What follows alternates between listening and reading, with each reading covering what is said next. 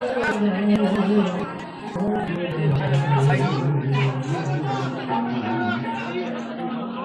छवि का है क्या और भाषा उठन तो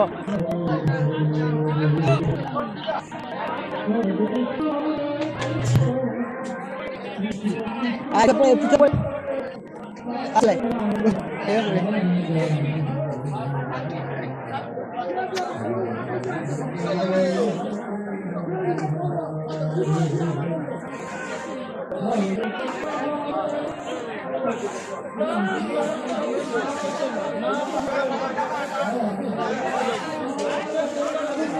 এই ভাই এদিকে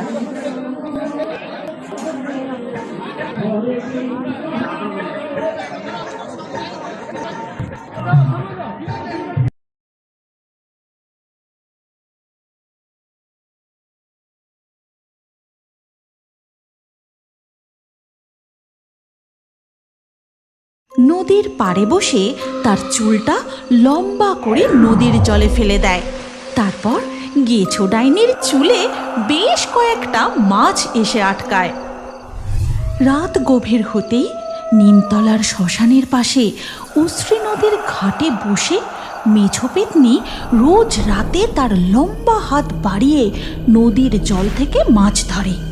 এমনই এক রাতে গেছো ডাইনি, খুব খারাপ হচ্ছে কিন্তু তুই আমার মাছ ফিরিয়ে দে বলছি। কতকাল আমি মাছ খাইনি, তোর ভাগের একটা মাছ যদি আমি খাই তো কি এমন হবে শুনি?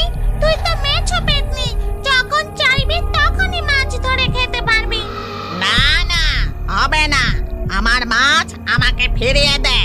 কত কষ্ট করে মাছটা ধরলাম আর সেটা নাকি তুই খেয়ে নেবি। আহারে, খুব শখ।